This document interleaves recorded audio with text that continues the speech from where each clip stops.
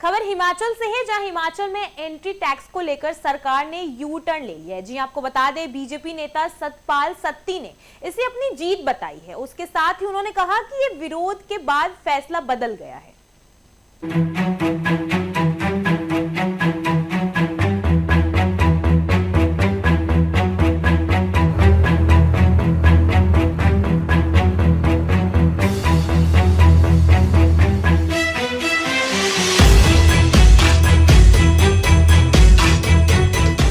एक अप्रैल से जो एंट्री टैक्स में जो बढ़ोतरी की गई है, इसमें मुख्यमंत्री सुखविंदर सिंह सुक्खू ने यू टर्न किया है। अगर देखा जाए, विपक्ष लगातार इस आवाज को सदन में उठा रहा था, जिसके चलते आखिरकार मुख्यमंत्री ने यू टर्न लिया है। अगर देखा जाए, विपक्ष का कहना है, इससे कहना तो कहीं पर्यटन के साथ साथ जो अन्य लोगों को भी प्रभाव पड़ना था, और साथ ही जो अन्य जो राज्य है, चाहे पंजाब, हरियाणा और उत्तराखंड की बात करें, वह भी टैक्स लगाने के लिए तैयार थे। फिलहाल इस समय हमारे बीच मौजूद है पूर्व भाजपा प्रदेशाध्यक्ष व विधायक सतपाल सत्ती जी। सर, सबसे पहले आपका स्वागत है। धन्यवाद जी। अच्छा, लगातार देखा जा रहा था, विपक्ष इस आवाज को लगातार उठा रहा था, और ऊना के भी कई क्षेत्र आते हैं जहां पर टोल आते हैं, तो क्या लगता है आपको कि मुख्यमंत्री ने यू टर्न आखिरकार एन वक्त में क्यों किया, जबकि कल 1 अप्रैल है, कल से ये लागू होना था? जब से सुखविंदर सिंह सुक्खू जी ने बेहताशा एंटी टैक्स पर बढ़ोतरी की थी जी, तब से ही भारतीय जनता पार्टी पूरे हिमाचल प्रदेश के अंदर मुख्य होकर के इसका विरोध कर रही थी। जी, विशेष रूप से जो बॉर्डर एरिया के लोग हैं, उन सब लोगों को बहुत परेशानी थी, और जो बाहरी प्रदेशों से जिन लोगों ने रिश्तेदारी के लिए या हिमाचल प्रदेश में टूरिस्ट के नाते जिन्होंने आना था, या फिर हमारे यहाँ जो रिलीजियस टूरिज्म है, जहाँ से माता नैना देवी जी हैं, माता चिंतपूर्णी जी हैं, माता ज्वाला जी हैं, चामुंडा माता है, ब्रजेश्वरी माता जी का मंदिर है, और हमारा जो बाबा बालकनाथ जी का मंदिर है, इन जगहों पर एक वर्ष के अंदर बहुत बड़ी मात्रा में टूरिस्ट आते हैं, रिलीजियस टूरिस्ट माथा टेकने के लिए, और उन सब के ऊपर बेहताशा टैक्स सुखविंदर सिंह सुक्खू जी ने बढ़ा दिया था, कांग्रेस की सरकार ने बढ़ा दिया था। महतपुर के अंदर हमने बाजार के अंदर जुलूस निकाला जब इन्होंने टैक्स बढ़ाया, उसके 2 दिन के बाद ही, और वहाँ के व्यापार मंडल ने भी प्रेस कॉन्फ्रेंस की, इंडस्ट्री वालों ने भी की, ट्रक यूनियन वालों ने भी, टैक्सी यूनियन वालों ने भी की। पूरे हिमाचल प्रदेश के ट्रक यूनियन, टैक्सी यूनियन और अन्य जितने भी लोग हैं वो इसका विरोध कर रहे थे।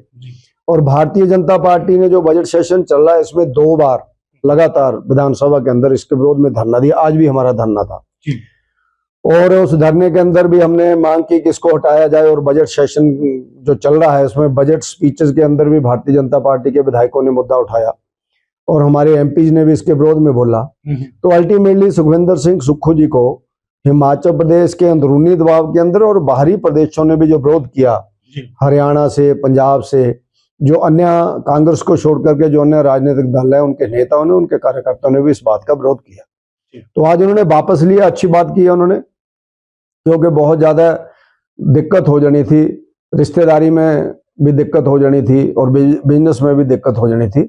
आज वापस लिया, उनको पहले वापस ले लेना चाहिए। जो इतनी माहौल खराब हुआ है, उसके कारण शायद जो आपसी हमारा भाईचारा वो भी खराब होता। तो टोल टैक्स वापस लिया है, ये वापस ही रखना चाहिए, और इससे को बहुत बड़ी आय हिमाचल प्रदेश की गवर्नमेंट को होती भी नहीं है, लेकिन जनता को जरूर परेशानी इससे होती है। अगर सर देखा जाए, जिस तरह से आपने एक प्रश्न भी किया था, जो सरकार की गारंटी थी कि दूध लिया जाएगा, लेकिन अभी जो दिक्कत है, कहाँ जिस तरीके से तो कहा भी गया था कि जनवरी के बाद की भी पेमेंट नहीं आई है, वो अप्रैल माह में दी जाएगी। इसके अलावा कौन कौन सी दिक्कतें जो किसानों और बागवानों को फिलहाल आ रही है वर्तमान में?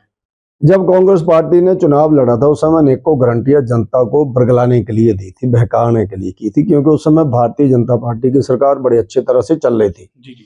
और इनको लगता था कि सरकार रिपीट हो जाएगी भारतीय जनता पार्टी की, इसलिए इनके प्रदेश के नेताओं ने, देश के नेताओं ने गारंटियों के नाम पर झूठ का एक बहुत बड़ा प्रचार किया, जिसमें से एक गारंटी थी किसानों से दूध लेना, 80 रुपए किलो गाय का दूध, 100 रुपए किलो भैंस का दूध।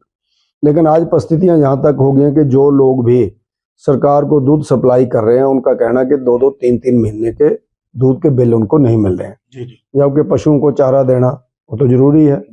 और उसके बाद दूसरा उन्होंने जो समस्या बताई कि अब हम लोग, उनका किसानों का कहना यह था कि हम लोगों ने सरकार के इन रेट्स को देख करके डेयरी सिस्टम को आगे बढ़ाया, भैंसे ली, गाय ली, शेड्स बनाए, पैसा खर्चा किया, 8-8, 10-10 लाख, 20-20 लाख रुपया खर्चा किया।